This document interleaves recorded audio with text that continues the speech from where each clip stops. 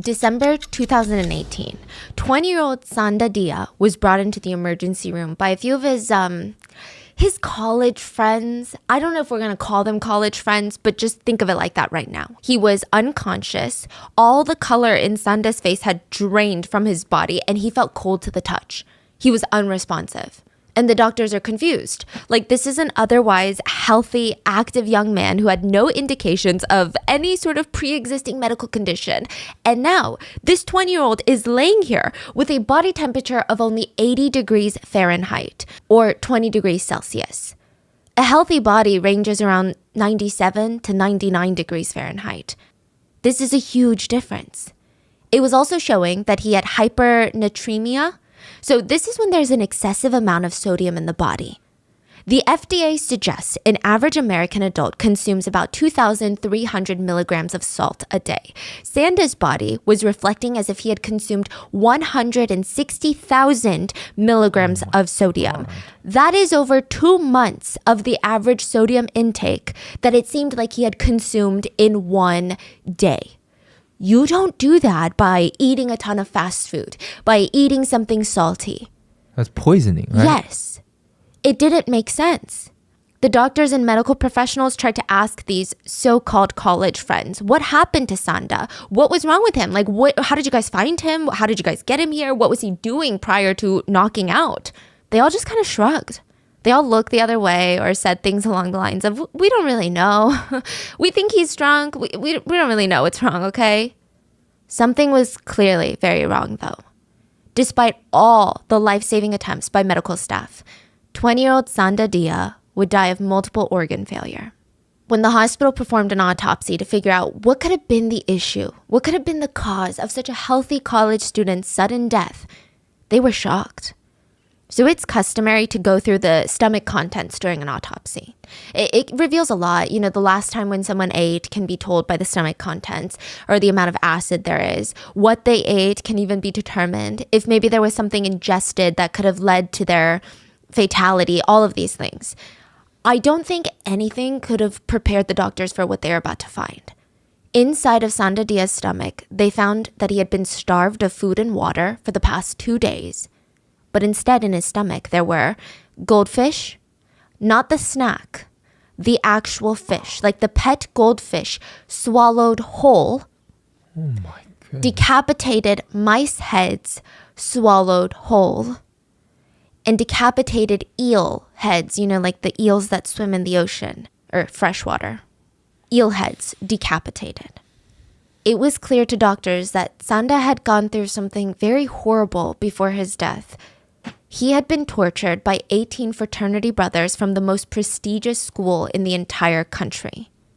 He was being hazed. He was trying to join a fraternity, and he died during the initiation process.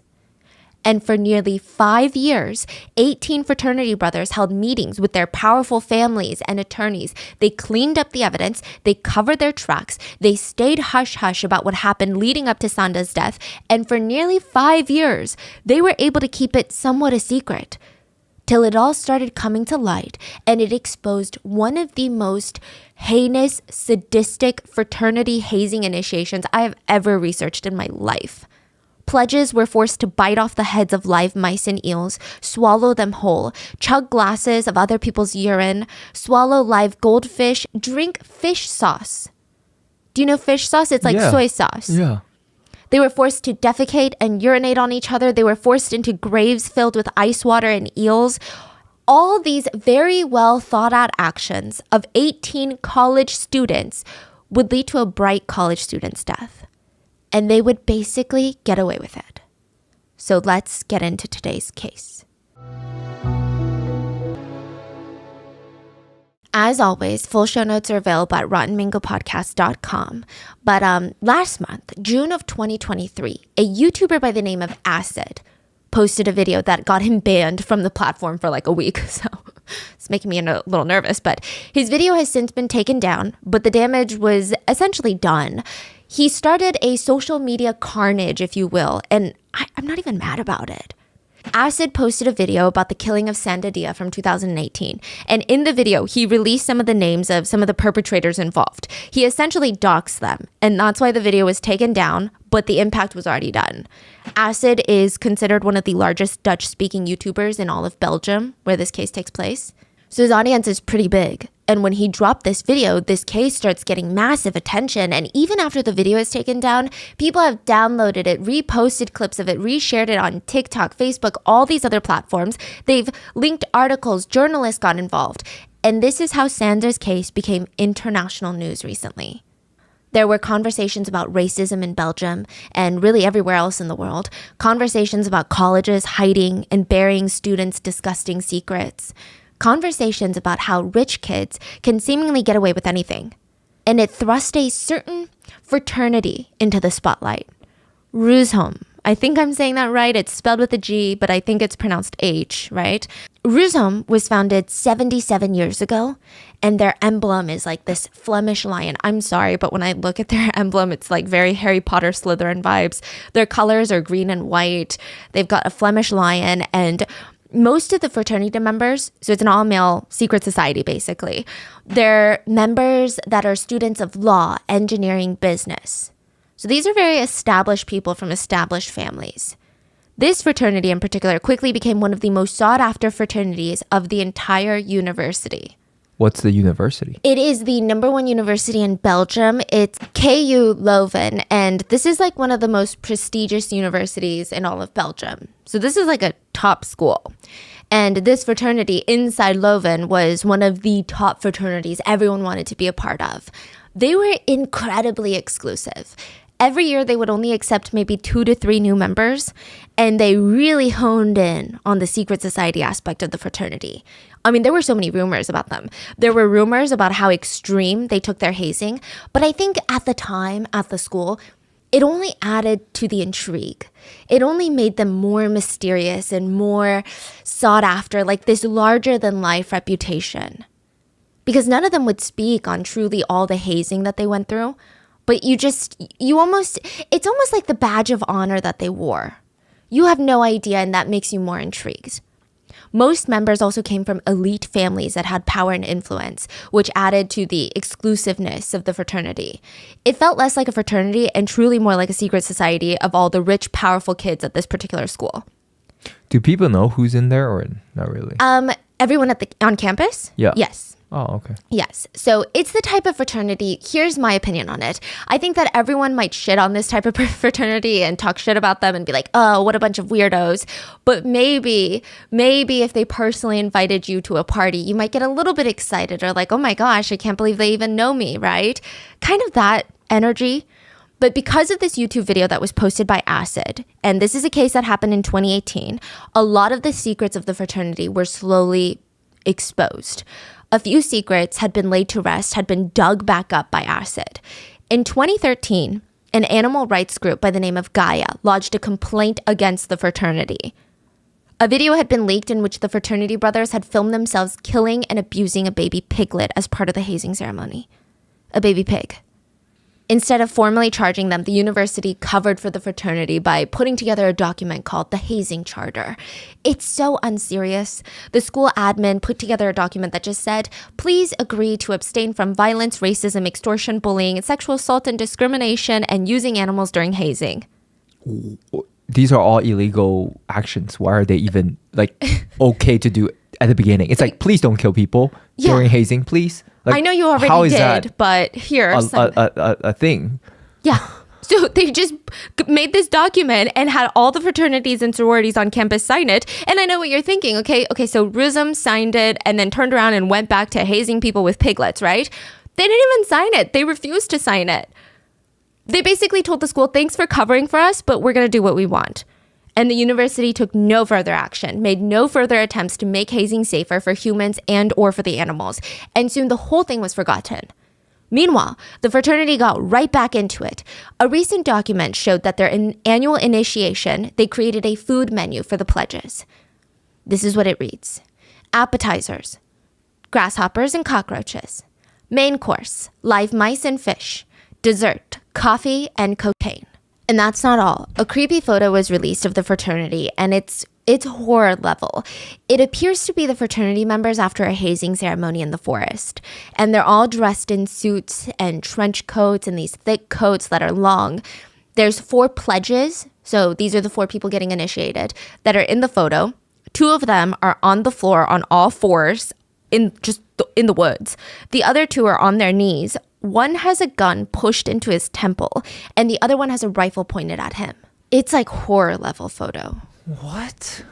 And that picture left everyone wondering, what kind of hazing rituals was this secret society doing? Like, what kind of dark things was this fraternity involved in?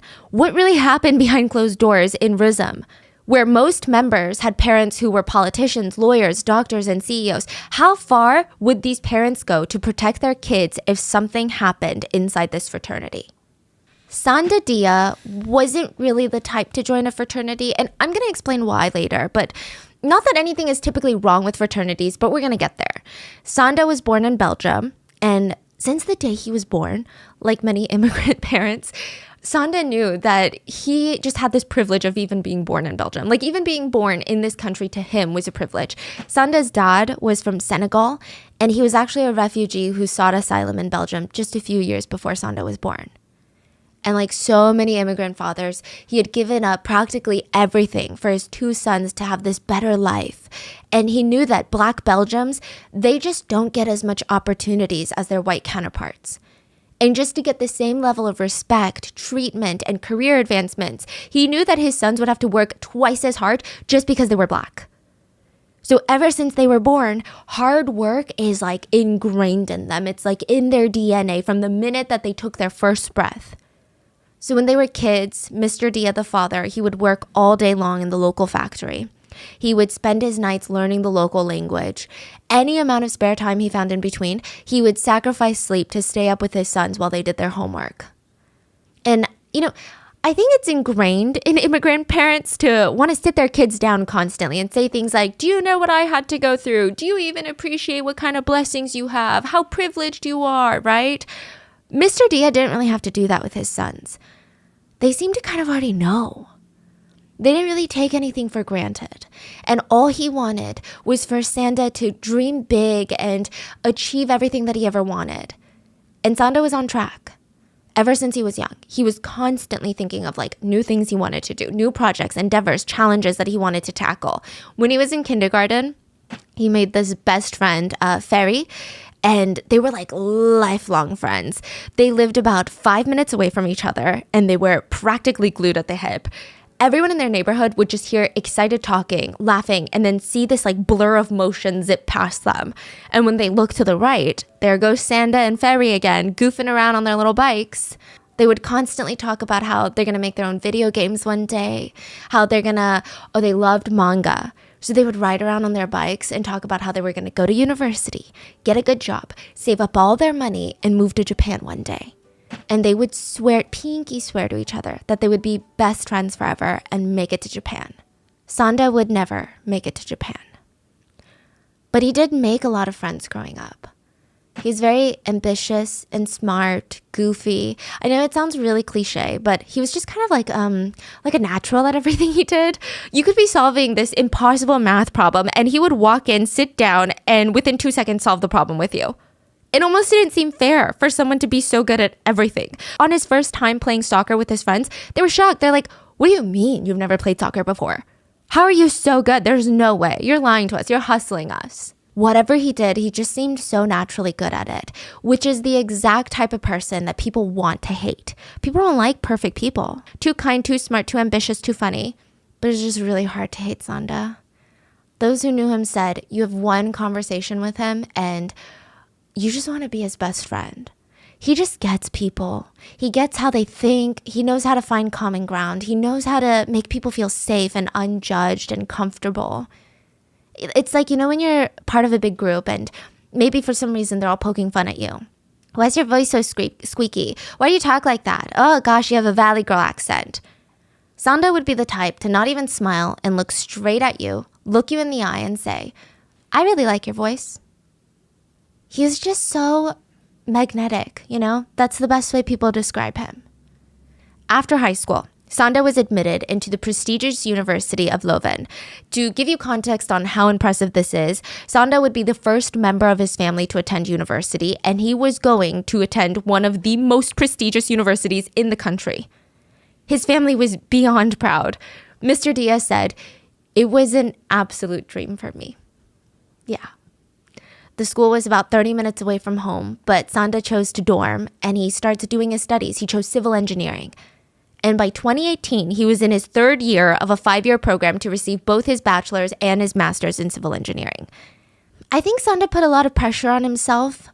Like, yes, I think his dad pushed him, but I think for Sanda, he was really mature for his age. And I think that most of us find out later, oh, wow, being able to study in a country like this is actually a huge privilege. I think that Sanda realized that when he was a kid. So he put in the work. He wanted to make his dad proud. He didn't want to waste this opportunity that he had. He wanted to be the one to retire his dad and to tell him that everything had worked out because of everything he had sacrificed. So now that he's in his third year of university, the idea of getting a job after he graduates is just looming over his head. He's not even spending his time partying. He's just thinking about, okay, in 2 years, I'm going to graduate and I need to find a job and I need to be able to pay the bills and I got to do all of these things. And he thinks to himself, maybe I should join a fraternity.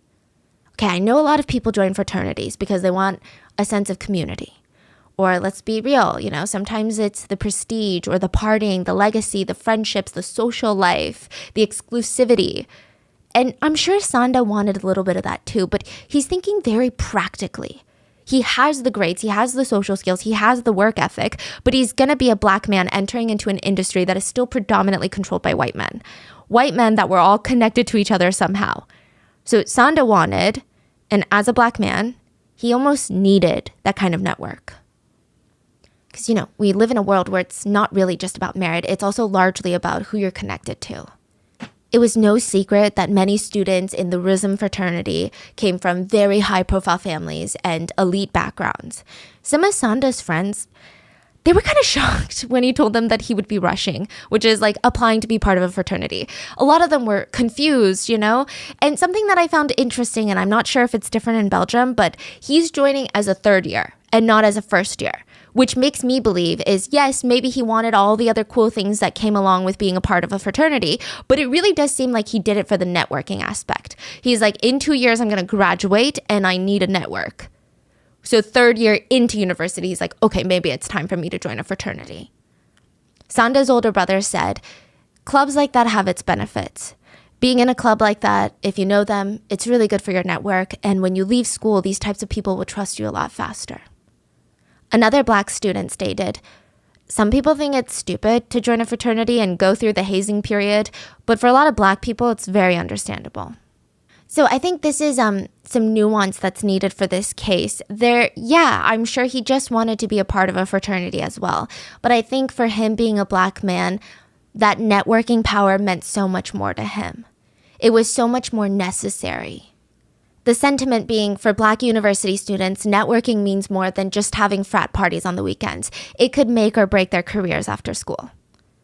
Remember Sanda's best friend, Ferry? Mm-hmm. He was kind of surprised when Sanda told him he was rushing. And side note, Ferry himself was not a huge fan of fraternities. Like, he had a whole stigma about them. And he always thought, you know what, Sanda, you're the type of person that you don't need to join a fraternity. You are such a people person. You can make so many connections on your own, in school, after school. I mean, you're so friendly. You're so charismatic. Why do you need a fraternity?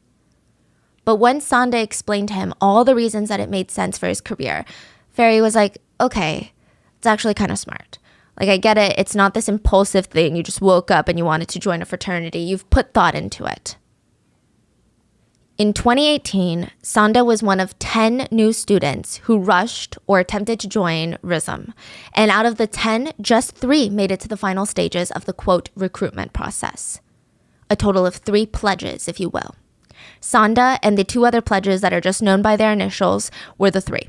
Now, I think at this point, they were just weeding out the ones that they didn't think would be a good fit. They were getting to know the 10 people, see if their interests, personalities, ability to socialize, all these things were a match. And now they narrowed it down to 3. And now the hazing begins. And side note, the definition of hazing is the practice of putting someone in physical or emotional distress as some sort of initiation test. The hazing would happen over the course of a few months. I know. So every fraternity is different. In the States, I believe it's 2 weeks of hazing. But here it is like months, 2 months, basically. And then it would all lead to this climactic weekend, which is like initiation weekend, where they have this big ceremony for 2-3 days straight. And you're just getting hazed the entire weekend. No stops, no breaks, no going home to sleep it off. You are just at the mercy of the fraternity that you want to join. And Sanda knew that he would be hazed. He went in thinking what everybody else was thinking. Okay, it's going to be uncomfortable. This is not going to be a good time. You are expected to drink alcohol, probably be pushed to your limits in some sort of sense or another, but nobody goes into this expecting to lose their life. Sanda spoke to his friend Rob on campus, and Rob had rushed for another fraternity, and he was calming Sanda down like, it's not that bad. Like, I obviously can't tell you what my fraternity did because that's a secret, but it's not that bad. It's like run-of-the-mill mental fortitude stuff, They just want to see how disciplined you are, how much conviction you have in the fraternity. It's going to suck. I mean, don't get me wrong. It's going to suck for a little bit, but it's going to be worth it once you're initiated. Sanda hated it. He hated the parties, which were all mandatory. Allegedly, Sanda was made to drink large amounts of alcohol and then drink the urine of the members of the frat as some sort of test. And if that kind of abuse wasn't bad enough, Sanda was also verbally abused and emotionally abused through racist remarks.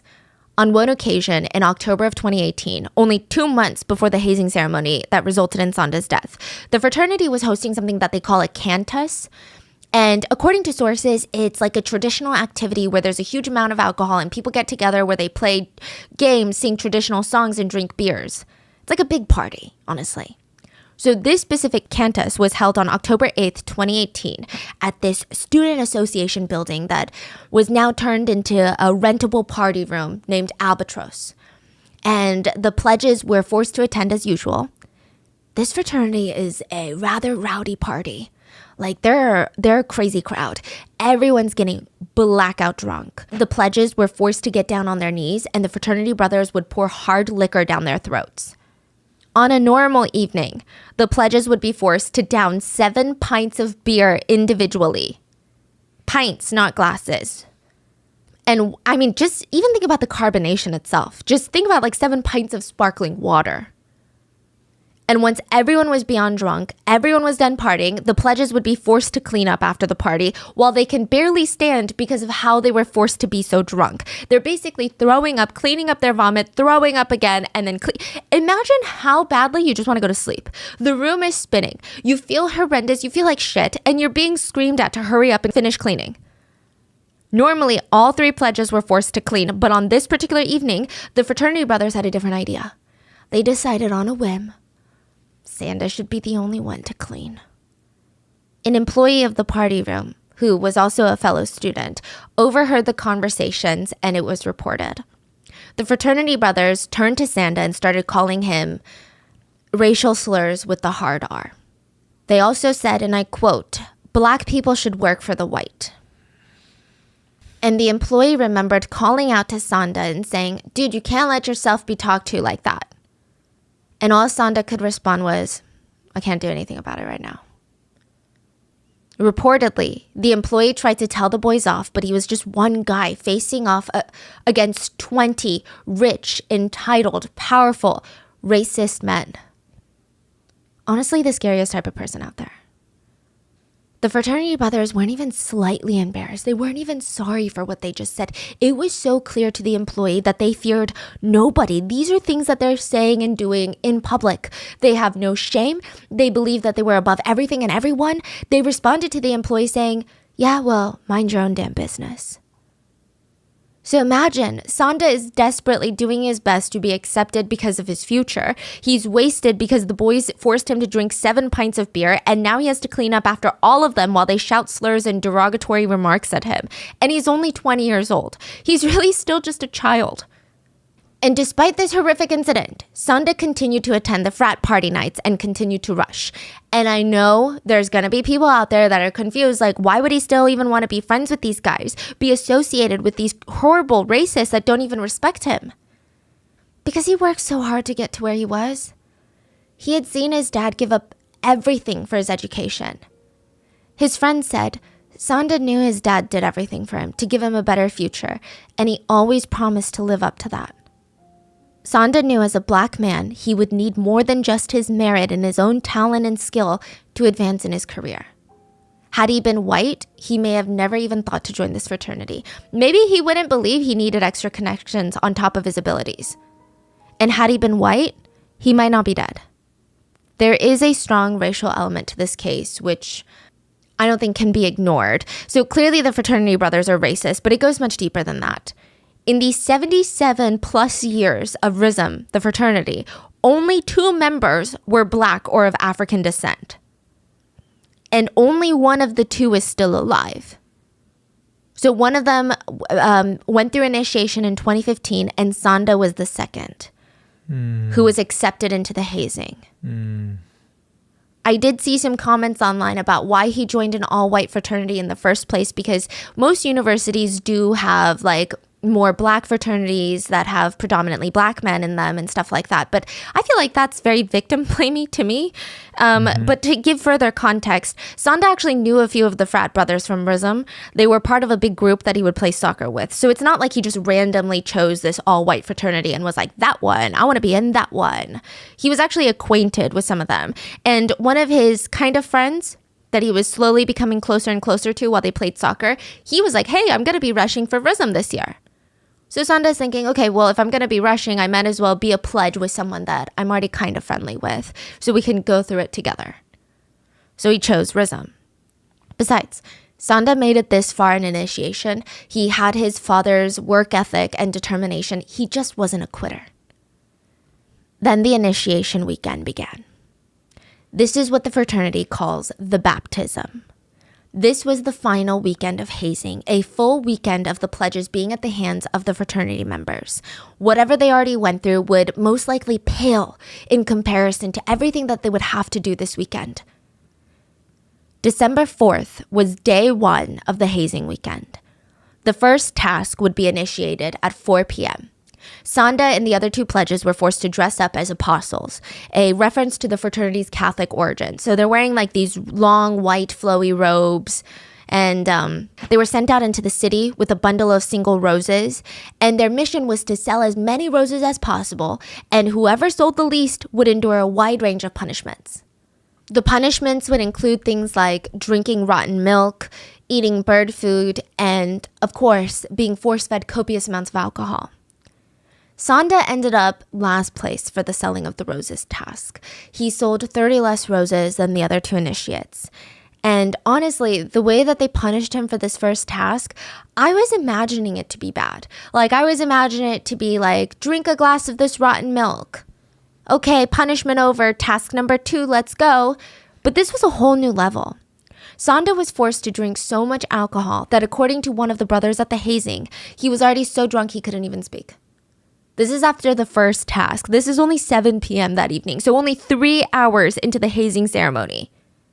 I think, again, this is a very nuanced conversation, but a lot of netizens pointed out that Sanda's skin color could have also factored into why he wasn't able to sell as many roses as the other 2 pledges.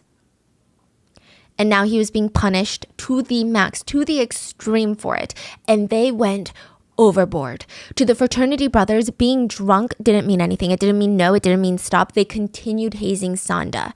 Sanda couldn't even speak, and the brothers started their second round of tests. Side note, I am conflicted on how to reference the group, so maybe I'm just going to call them the group going forward. There's about 18 of them that are present throughout most of the hazing. Because saying brothers, even though I'm saying fraternity brothers, makes it sound like they're brothers to Sanda, which clearly they weren't. To call them men, I think would be a disservice to the real men out there that would never do something like this. To call them boys would make it seem like they're minors that are incapable of making good choices. They're all legal adults, keep that in mind. So I will call them the group. And if I do say brothers, that is in reference to fraternity brothers. So the group began their second round of tests. The pledges were forced to their knees.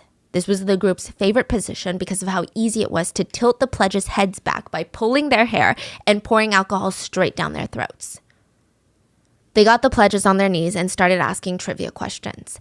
Now, remember, the other 2 pledges, who were white, have not been punished yet. And I don't want to say that they had no alcohol in them, as I can't know for certain, but they weren't drunk. Sanda was so drunk he could barely talk. Guess who's not going to answer the trivia questions well? Sanda. And if the boys got a question wrong, the group would pour gin, not beer, but gin, hard liquor down their throats. This went on for about an hour.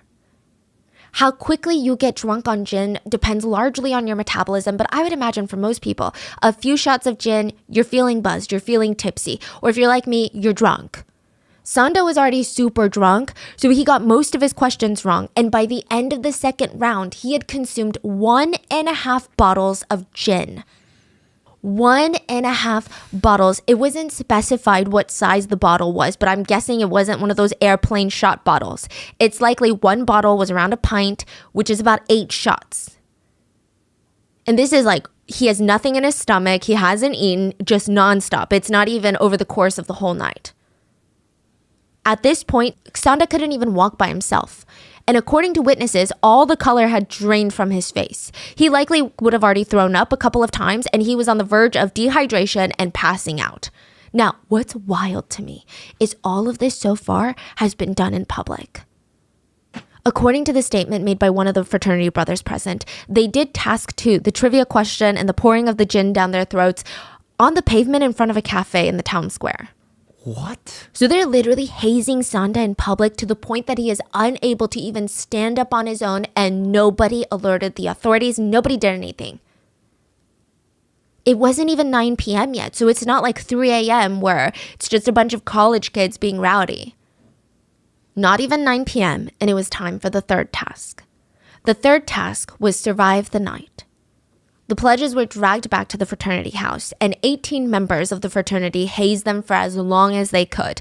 The pledges were made to guess how many beers they could chug without passing out. Presumably, the one that could chug the most would be in first place. Even though there's no first place, like, what do you get? Just being more drunk.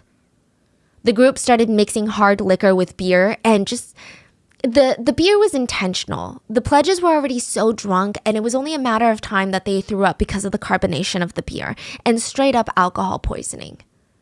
Sanda downed what is believed to be about 6 to 7 beers. This is already in addition to everything that he's already been forced to drink earlier today. So like the 1.5 bottles of gin, he was forced to drink a bit more earlier than that. So this is a lot of alcohol. He is at this point, from what people say, on the verge of blacking out. I mean, I think that he's already blacked out. Like, he's not out cold, if that makes sense, but I highly doubt that he's going to have much recollection of these events. I think he's blacked out. Sanda had thrown up multiple times, and now, after his 7th beer, he was knocked out cold. All 3 pledges were completely unconscious. They were breathing, but nothing was going to wake them up at this state. Like, you could be kicking them and they would not wake up. Unsurprisingly, the group had their finishing touches to add. Even unconscious, the pledges couldn't escape the torture. According to the fraternity's tradition, if someone passes out at a party, they get urinated on. It is likely due to the fact that passing out is seen as weak, or like, oh, he can't hold his liquor, blah, blah, blah, what a weenie. So to feel even more masculine and honestly just have this ego trip, the members of the fraternity would stand over the passed out pledges and just urinate all over them. It feels like such a power play, like so degrading for no reason at all. One huge piece of evidence that would be used later would be a deleted video of members of the group urinating on Sanda, who is completely unresponsive. It was taken at 11:39 p.m. that night. At around midnight, when the contest was finally over, they hauled the 3 limp boys and threw them onto their respective beds. The only thing the group did was make sure the pledges were all laying on their sides so, they didn't vomit while laying down, choke, and die. How nice of them. Besides that, the torture continued. The group cut off chunks of the pledge's hair and smeared the rooms with Nutella and ketchup. The most vile thing, though, the most inhumane part of all of this, the part that I can't even wrap my head around, though, is after forcing the pledges to drink lethal amounts of alcohol and dragging their unconscious bodies into this trashed bedrooms, the boys taped and cut off all the water supply. This meant that if one of the boys woke up and attempted to get some water to sober up and rehydrate, there was absolutely no way they could even get a drop of water. To me, this is beyond insane. To think that forcing 20-year-olds to drink multiple bottles of gin and then depraving them of water for the next 24 hours would not result in death, to me, that shows personally, in my opinion, this shows an incredible level of neglect and premeditation of abuse. And I would like to remind you, this is just day one of the hazing ceremony. And I would also like to remind you, these are college students from one of the most prestigious universities in the nation. You can't tell me they don't know that you get dehydrated from alcohol poisoning. Like, you can't tell me that they didn't think, oh, they're going to be dehydrated because they have alcohol poisoning. Let's cut off the water. Like, that's such a random thing to cut off water supply. Let's move on to day 2. The worst has yet to come. The next day, the 5th of December of 2018, at around 10:30 a.m., the fraternity members were ready to continue with the climax of the torturous ceremony. They woke up the 3 pledges, they gathered everyone into their cars, and they started leaving the city into a small neighboring town. One of the fraternity brothers, his family owned a small cabin there, and it's about an hour outside the city, and it's just surrounded by a thick forest, which is perfect for hiding secrets. Before they get to the cabin, though, the group had to make multiple pit stops. Now, keep this in mind. They stopped at least 2 different places. They drove an hour to the cabin, and you're telling me after the events of last night, not once did a single one of the 18 full-grown adults say, hey guys, now that I'm thinking about it, maybe this sounds a little dangerous. Maybe we should tone it down. Maybe we should ease off a little bit. Someone could get really hurt. Like, not a single one of them? Not once? During one of their pit stops, they actually ran into a professor who was out on their day out. And let's call her Professor B. She recognized the group as being students from the university and as being members of the fraternity. And one of the pledges seemed to be in need of help. She said that Sanda wasn't behaving normally. The other 2 pledges were fine, but Sanda seemed extremely out of it, kind of like a zombie, like he wasn't fully present. He could barely walk on his own. And she approached them and asked if everything was okay. She looked at Sanda and she was alarmed enough that she straight up told the group, I'm going to call the police. Wow. But they all turned on their charm and said, Professor B, like, the hazing ceremony is almost done. He's just a bit drunk and shocked, but we're going to go celebrate now. And we're going to sober him up. He just needs a cold bath. The group completely dismissed her and ignored her concerns, even though Sanda could barely walk. He had to be supported by other frat members to even move around. So Professor B does nothing, and at this point the group is like, oh, maybe we should split up into 2 groups because people really think that Sanda's gonna die or something. So one group continued their way to the cabin, taking the 3 pledges with them, and the other group made their way to run the rest of the errands. What kind of errand do we know? They went to a pet store to buy fish, live goldfish, eels, live eels, bird food, cakes, live mice, cat food, dog food. After that, they went to a foreign supermarket where they bought, knowingly or unknowingly, they bought the murder weapon. A gallon of fish sauce. Fish sauce is often used in Asian cuisine, and it's, to put it simply, it's similar to soy sauce, but it's not, okay? It's not, you cannot replace soy sauce with fish sauce and vice versa, but the general concept is the same. If you want to get technical with it, it's kind of an ingredient that you don't use too much of. It's very high in sodium, but it does add this great umami flavor to a lot of dishes. The sodium aspect is very important in today's case, so let me give you some context. People, when they use soy sauce or fish sauce, you don't use a lot. It's like tiny bit. It's almost how you would season things with salt. You use a little bit and it adds that oomph. 1 tablespoon of fish sauce has about 1,670 milligrams of sodium, which is about 70% of the recommended daily sodium intake. 1 tablespoon. But again, fish sauce is not something that you sip or drink. You use it sparingly to season dishes. You're not putting in a lot. They bought a gallon-sized bottle of fish sauce. This would last an Asian home months. This is like Asian restaurant style level. Gallon size? That's crazy. Yeah. They bought duck eggs, sardines, baby clams, shrimp paste mussels, and a bunch of other things. And after their shopping spree, the remaining members joined the others at the cabin at around 12 p.m. And once they arrived, the hazing activities immediately began. The initiates were made to dig 3 pits into the ground. 1 each, right next to each other until they formed. So they're like basically digging their own graves. And then in the end, they were forced to dig the graves together so it's one big ditch. Yeah. And text messages were shared between fraternity members' phones. And one frat member who wasn't present at the cabin texted, "Hey, how's it going over there, guys? Updates?" To which a fraternity brother responded, "Newcomers are starting to shovel. Sanda is already for the trash." Meaning like he's already for the rubbish bin. That's a figure of speech saying he's trashed. Like he's not doing well. Is that what it is? Yeah. The other two are still okay. So let's get into what happened the rest of the day before Sanda ended up in the emergency room. This is the story that police have pieced together with deleted videos and very limited evidence. Unfortunately, I don't think that we will ever know the full truth of what went down in that forest. For hours, the three initiates were ordered into the now one giant ditch as they huddled together to stay warm. The other fraternity members, a total of 18 young adult men, stood around the ditch and filled it with ice, water, and live eels. This is December in Belgium. The temperatures were easily 30 to 40 degrees Fahrenheit. This is so reckless and so incredibly dangerous. You cannot tell me that there's premeditation involved. You cannot tell me that this is just hazing. But don't worry, the group was smart enough to know that the pledges would eventually need warmth. So what do? If you were cold, they would urinate on the pledges to keep them warm. Sanda at this point was so dehydrated and still drunk from last night, even if he wanted to get up and walk away, he physically could not. There was a recovered video of Sanda lying in a ditch, and it's unclear when this day was, but fraternity members can be heard saying, "Sanda, come on. Sanda, try and use those legs, those feet. Come on, move, man."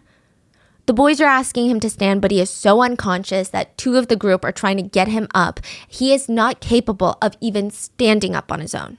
I can't imagine that they didn't already know that he couldn't quit even if he wanted to. He couldn't say he couldn't do this anymore.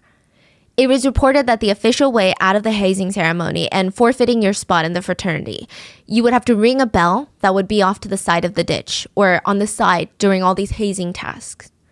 Members of the fraternity stated, traditionally, during it, we set up the bells next to the water holes so that they can ring them at any point if they can't take it any longer. Whoever was in charge of setting up the bell allegedly forgot the bell.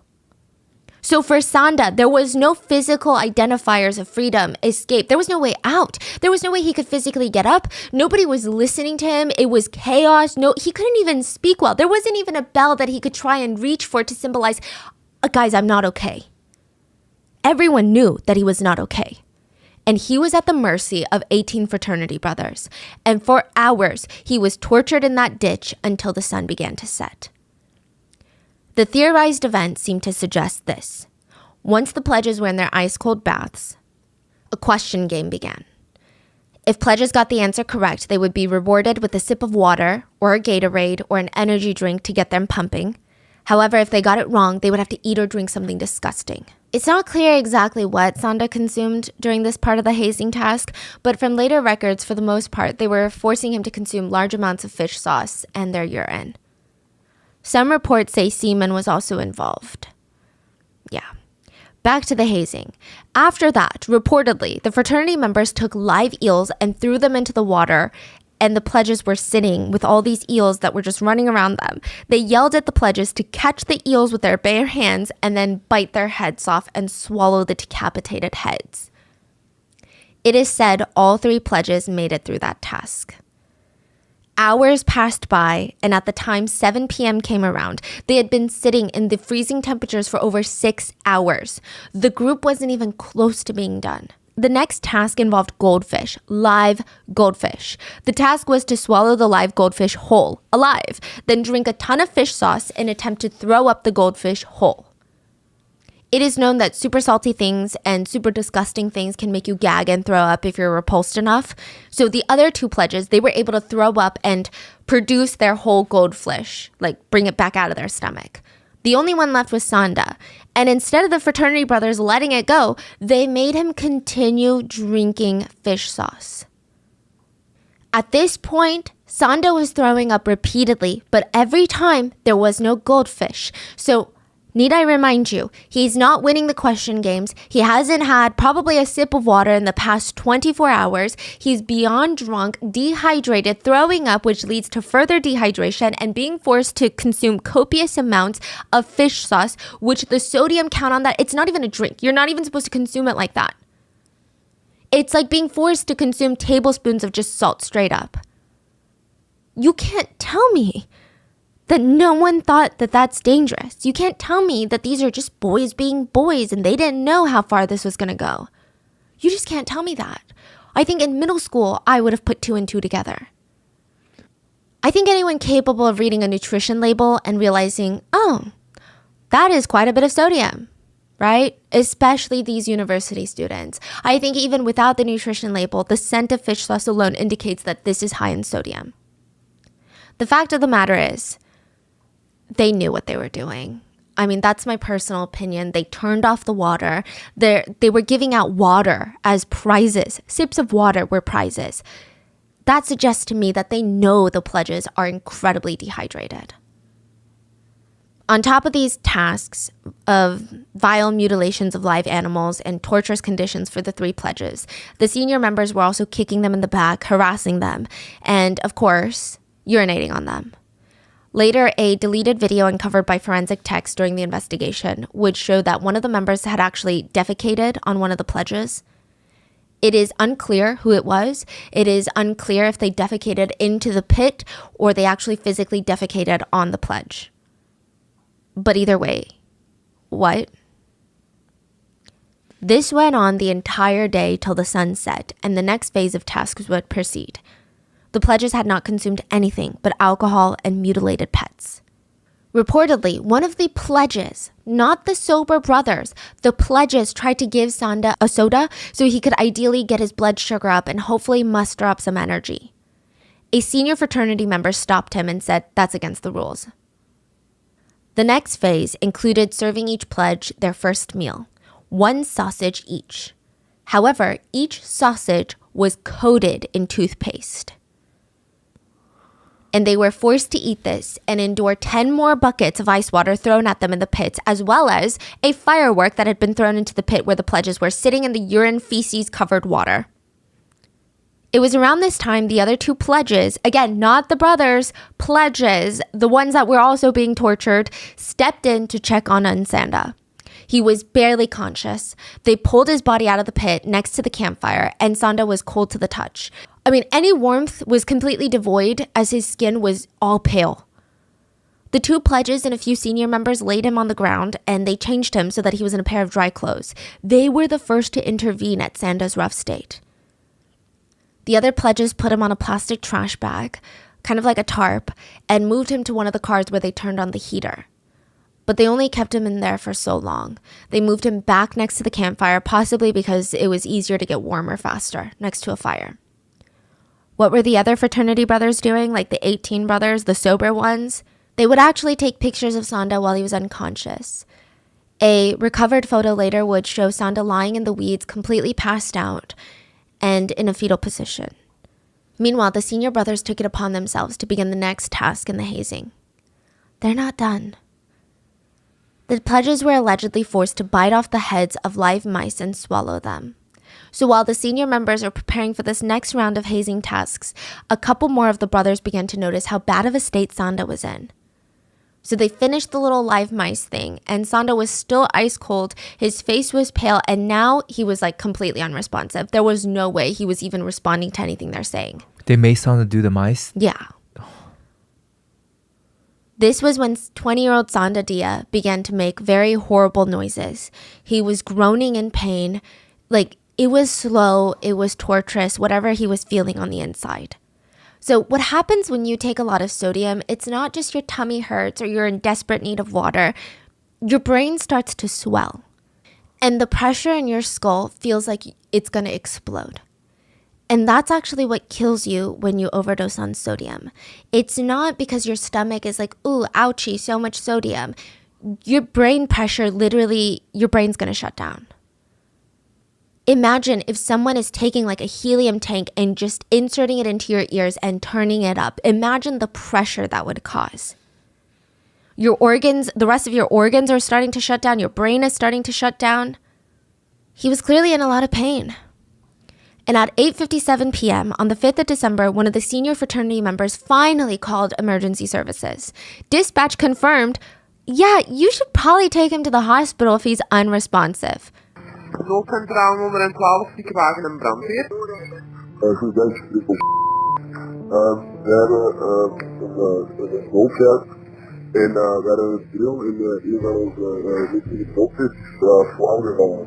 Ja. Die heeft een spouwneiging ja. Maar die wordt wel eens wat bij de set gestuurd, maar hij is niet op terug. Maar die heeft heel weinig touw en ja, het is gebeurd. Ja, en dat is op welk adres, meneer? We zullen daar misschien even mee beginnen. Nee, we zijn heel met dit jaar de vallen. Okay, our friend's just kind of laying here, gurgling, and he's not making any noises.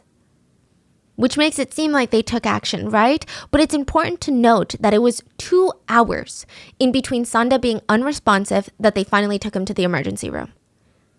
Reportedly, he was also bleeding from his mouth and nose.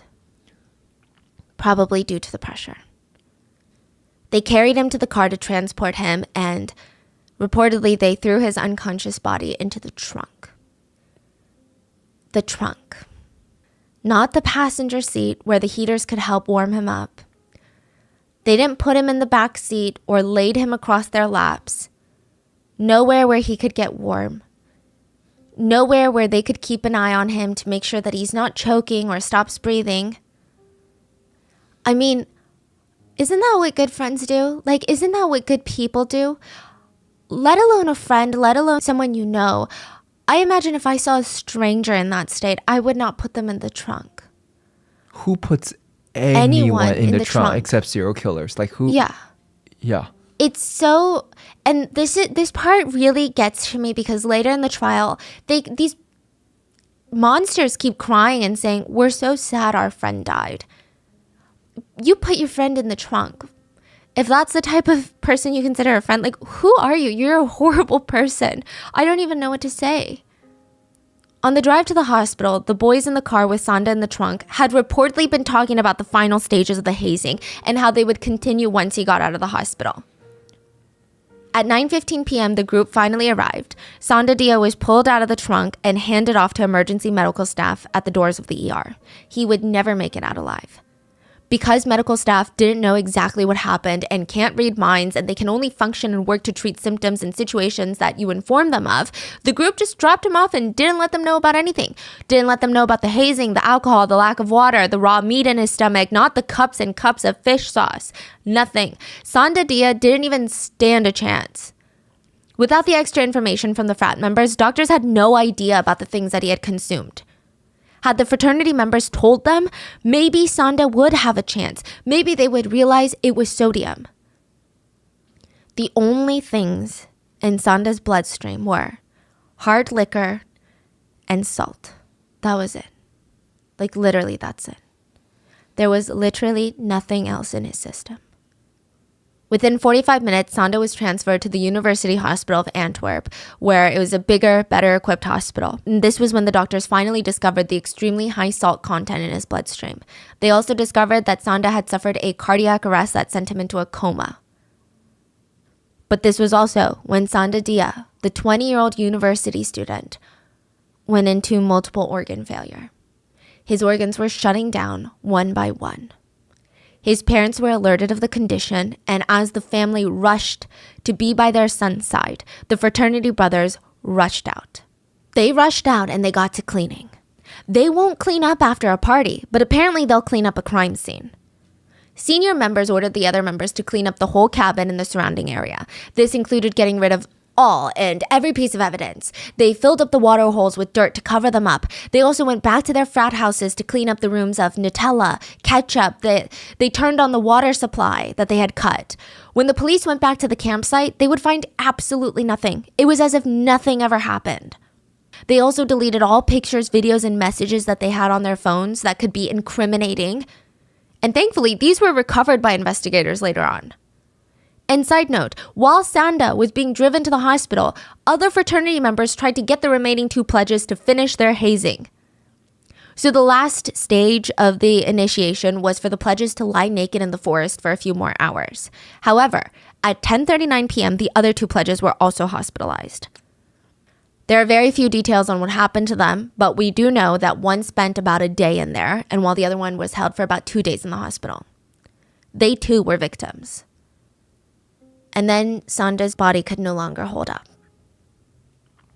He passed away. In his last moments, he was tortured, abused, and forced to mutilate animals, and he just endured so much pain. His parents wouldn't get to hear him say, "I love you" one last time. They wouldn't get to see him smile one last time. Instead, the fraternity members had waited so horrifically long to take him to the ER that he was already unresponsive and in a coma by the time that they arrived. At 20 years old, the bachelor and master's first-generation university student, Sanda Dia, passed away. A coroner's report would confirm that toxic salt levels caused by the excessive consumption of fish sauce was the leading cause of his death. The hospital notified the police, and an investigation was quickly started.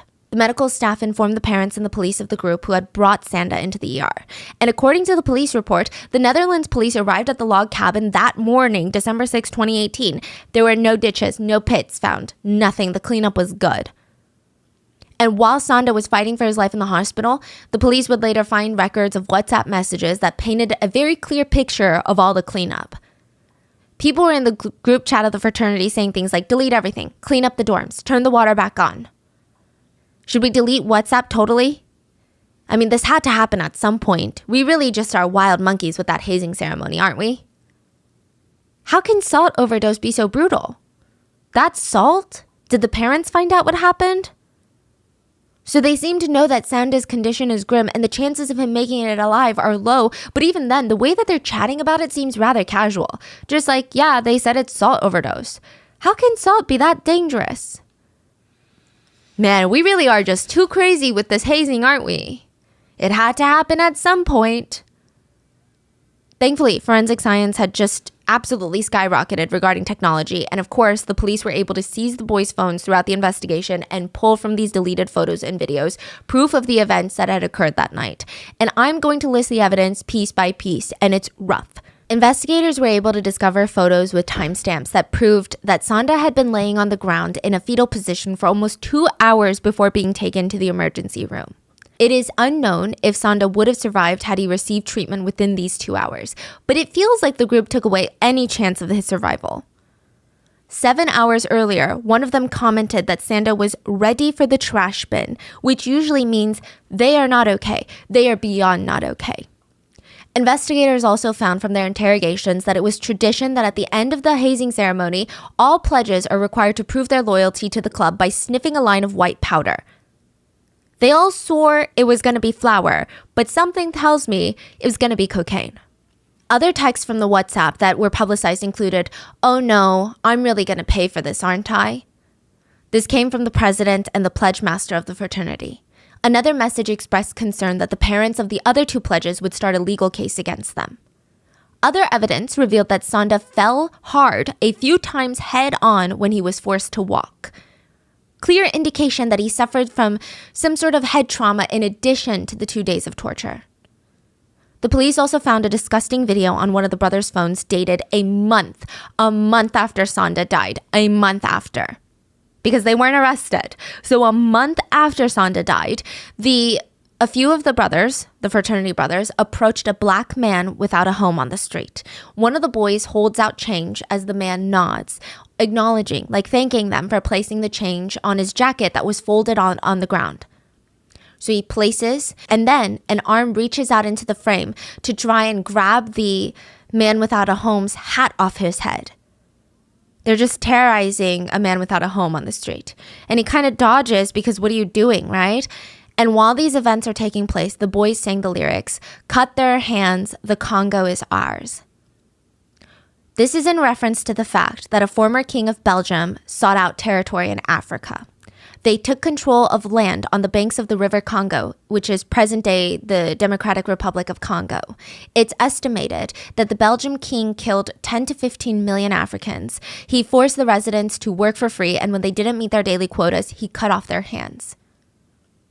A month after Sonda died, this is what they're doing to a black man on the street. This is what they're doing to a black man in general. They filmed it because they thought it was, I don't know, funny? They were proud of themselves? Does that show intent though? You think they can use that or no? It wasn't able to be used fully, but to netizens, I mean, it's clear intent. You know, I did see some people that argued, is race really a part of this? Is race not a part of it? It was a part of it. Are you kidding me right now? So much evidence is coming out. However, it should be noted that the investigation would take a long time. The group, they were less than cooperative. So the police had to constantly meet their resistance with warrants, court orders. The group had connections, and if they didn't, they had daddy's money.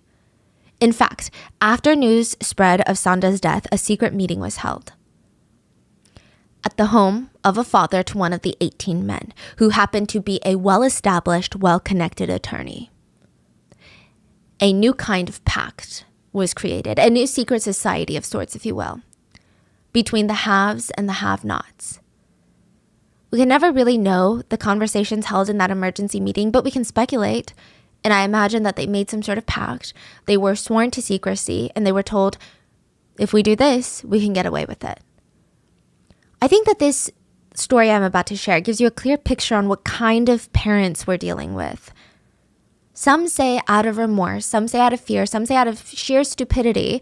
In a strange pivot, there was a conversation amongst the fraternity members to send a letter to Sonda's parents. Reportedly, the fraternity members and some of the parents, they wanted to at least attempt to do one right thing by apologizing and telling Sonda's parents that they were also experiencing their worst nightmare.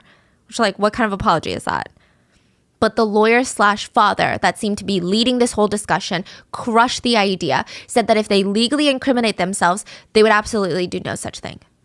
And the rest of the parents, instead of thinking, no, this is an opportunity to really teach my kid a lesson in life, to make them learn and, I mean, I don't think they can ever come back from this, but to try and be a good person from now on or handle this like a good person would, instead of doing that, they're like, oh yeah, you're right. We don't want to legally incriminate ourselves. Never mind. Forget apologizing to anyone's parents. The rest of the parents and group quickly agreed to prohibit any of them from communicating with the police, Sonda's parents, and practically the outside world. They also disappeared online. They disappeared from Facebook, Instagram, and even LinkedIn. From here on out, they would only be speaking through their attorneys.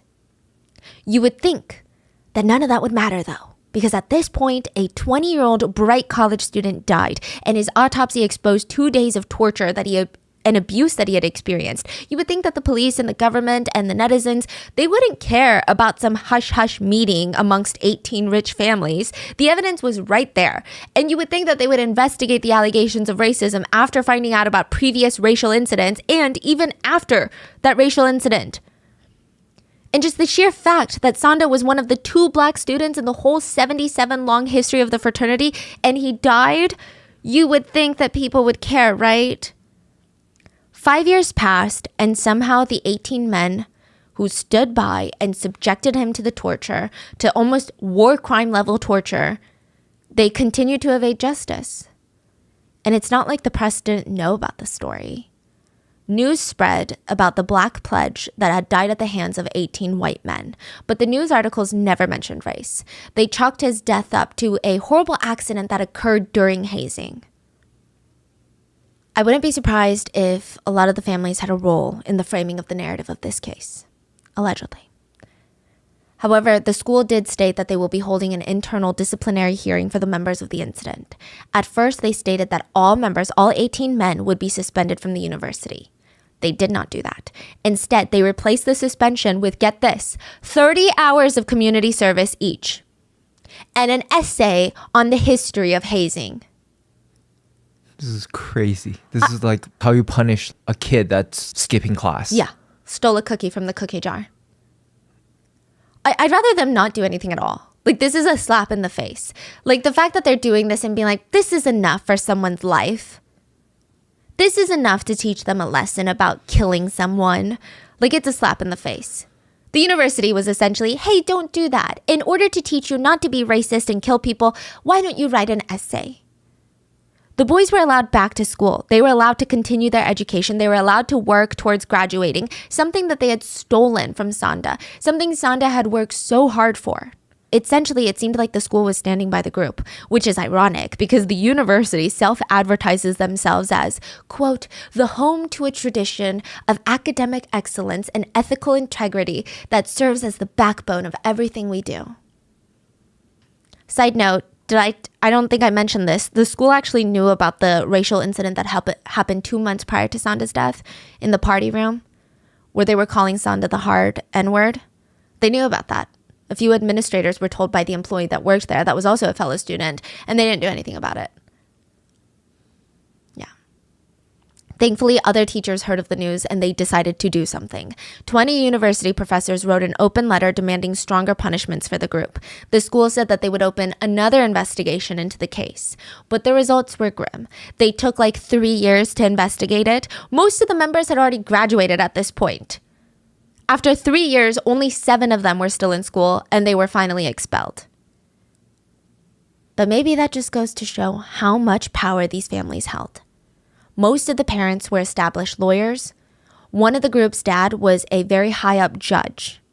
And many people firmly believe that the 18 members got such light punishments because they all came from very wealthy and influential families. And the case wouldn't even be seen by the court system until the end of 2020.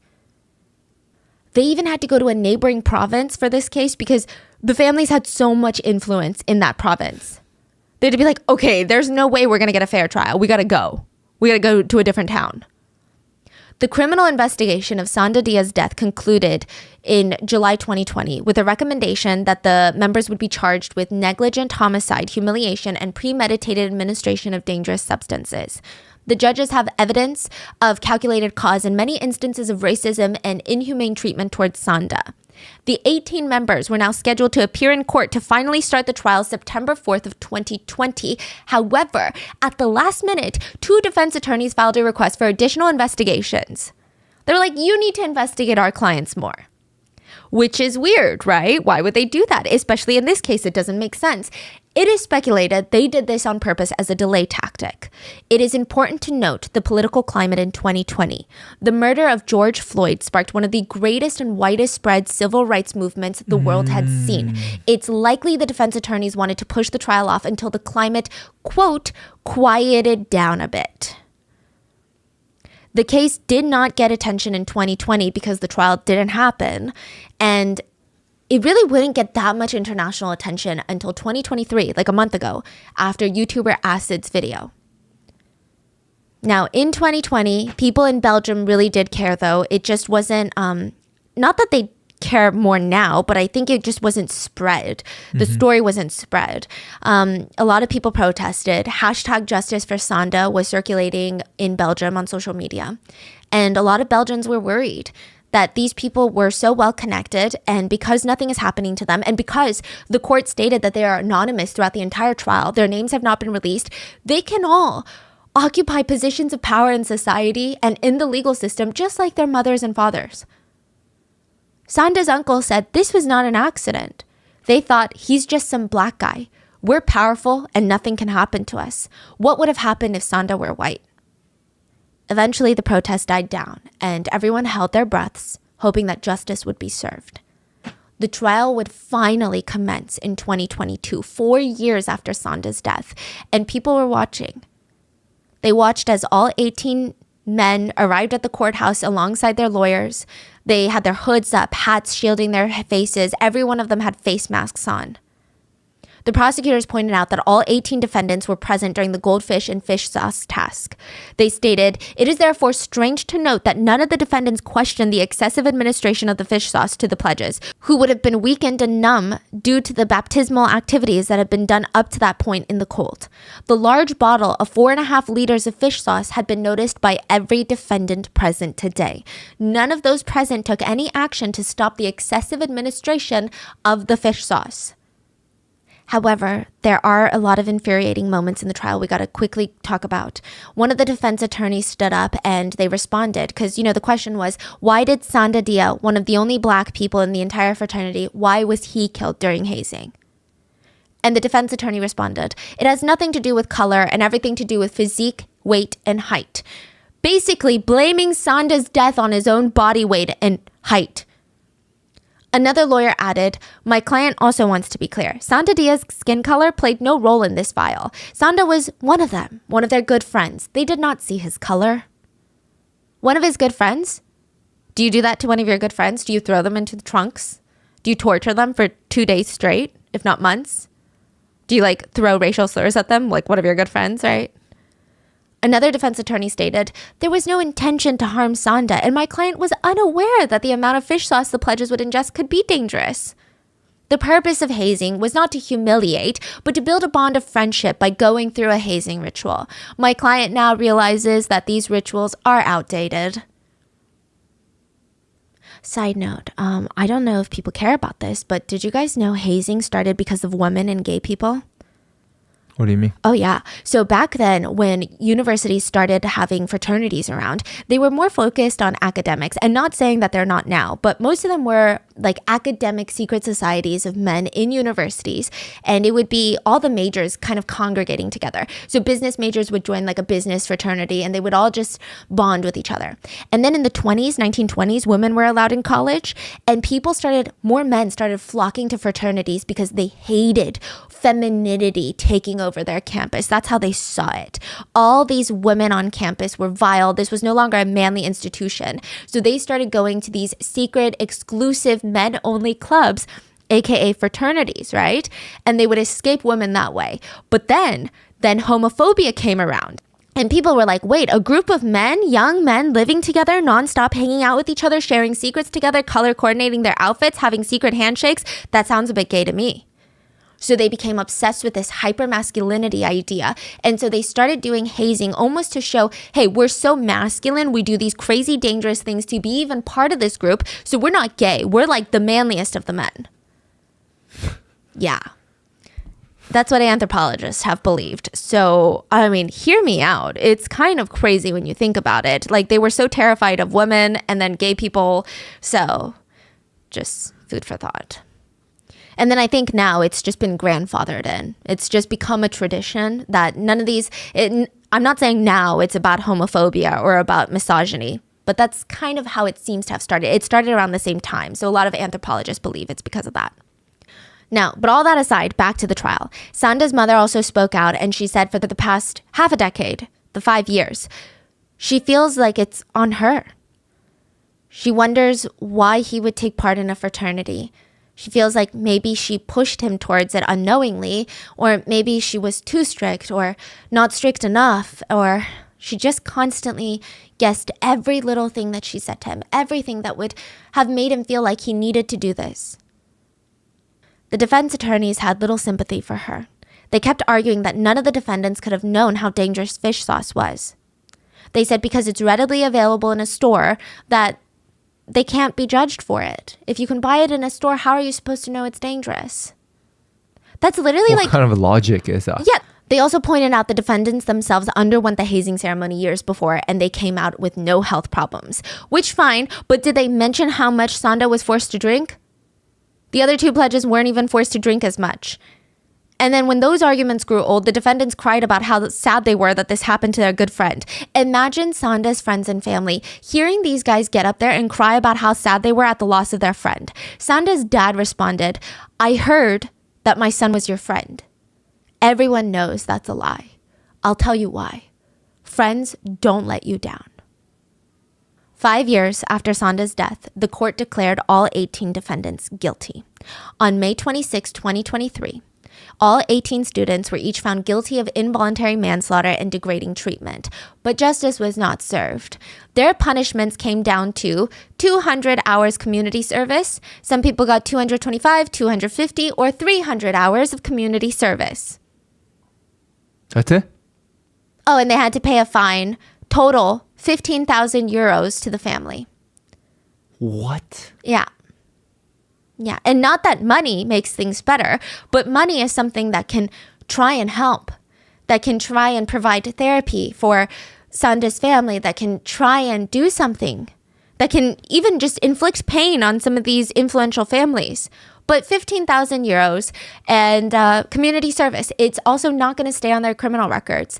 They also can stay anonymous. That's why the YouTuber Acid is actually facing jail time right now for exposing their names. No way. Yes, because legally they're allowed to stay anonymous. And I just want to make it clear, the Dia family was not fighting for money. In fact, the Dia family even came out and said they're not trying to be spiteful. They don't even want all 18 of them thrown in prison and their lives ruined. They just want the truth. They want to know exactly what happened and why Sanda was the one to die. That's what they wanted. But instead, they got 200 hours of community service, no answers, and 15,000 euros. And again, I'm upset that the court didn't order more damages to be paid. It's not because the Dia family wanted more money, but like these white, rich, elitist men were also allowed to remain anonymous without a tainted record. And 15,000 euros, it's... Yeah, they basically got away. Yeah. Completely. The students' families have also fought to make sure that there's no criminal record. I mean, I don't even know what to say. One of the defense attorneys, John Mays, praised the judge's decision as being balanced and well-reasoned. Sanda's father would later tell a magazine that he believed discrimination was indeed involved. He said Ruzgam is an elite social club, a student club, and Sanda was someone who didn't fit their mold. His dad didn't have a big yard or a fancy driveway or even a house of his own, and Sanda just wasn't good enough for them. He called the ruling a slap in the face. He said Sanda did not get the respect he deserves. The case started a conversation about racism, class injustice, elitism, and needless to say, there have been national and international public outcries about this case now. The injustice, the social injustice, the racism, the elitism, it's vile. There were silent protests and demonstrations across Belgium that made its way to the Netherlands. Protesters stated, in Belgium, if you take the bus without a ticket, you get a higher fine than that. Another protester stated, a man from Antwerp was sentenced to 7 months in prison for stealing a pair of sneakers, 2 bottles of whiskey, and a bottle of cognac worth 125 euros. There was another person sentenced to 12 months in prison for stealing offerings from churches. A 70-year-old woman was sentenced to 1 month in prison for stealing apples. Another protester stated, justice is just not for everyone in Belgium, is it? And you're saying the YouTuber is facing jail time? Yeah. Jail time. He's facing jail time. Exactly. The question that everyone has in their minds is, how would the courts have reacted if the situation had been reversed? If a white upper-class student had tragically lost their lives during a hazing ritual inflicted by individuals with a migrant minority background? Would they have received such a lenient conviction? Or would they have been painted as these vile animals that ripped this kid apart? Because that's what they did. And last month, after the public outcry, the Supreme Court of Justice in Belgium is now considering launching an investigation into whether class justice played a part in this, which means that just maybe social media and the demonstrations are going to make an impact. Yeah, and meanwhile, YouTuber Asad is facing 2 years in jail for even talking about this incident and naming some of these perpetrators. People find it ridiculous that if he is punished, it'll likely be higher than what the fraternity brothers received. Side note. Freaking crazy. Like, how do you call that justice? Like, yeah. After Asad name dropped some of the perpetrators, the defense attorney came out to state, people who were not present in the courtroom, who have not followed the process, who have not been there for days, who have not tasted the emotion or have not seen the statement, they want to play judge afterwards. They want to shout that it was an unjust verdict. But here we are now. We're going to play judge ourselves and let people know their names so that they will be followed all their lives. Come on. If you don't already feel so disgusted, a picture also resurfaced during all of this. Former fraternity brothers were dressed in the KKK outfits in 2007. And finally, with all the backlash, RISM has disbanded, but I'm not sure that that's quite fixing the problem. Many netizens feel saddened at the grim reality of racism around the world. Many believe if Sanda wasn't a black student, he wouldn't have even thought to join the fraternity. Maybe he wouldn't felt like he needed to. And not only that, in the fraternity's 70-year history, Sanda was the second pledge of Black or African descent, and netizens speculated that perhaps, for the fraternity, quote, one was enough for them, because they would never have a second official fraternity brother of color. Instead, Sanda was tortured to death for 2 days while the 18 fraternity brothers subjected him to abuse. Do you remember Ferry, Sanda's best friend since kindergarten? Mm-hmm. After this, he reminisced about his life filled with just memories of Sanda. They were attached at the hip since they were young. And he said, Sanda was my best friend. He was my soulmate. And I hope that Ferry makes it to Japan. And I hope that Sanda can experience it with him in spirit, just like the two promised each other when they were little boys. And that is it for today's episode. Let me know your thoughts. I mean, this was such a heavy, heavy case, and I know a lot of people are talking about it online. So please, let's talk about this case. I think this is something that can really shape justice going forward in Belgium and just in university campuses around the world. And please stay safe, and I will see you guys on Sunday for the mini-sode. Bye.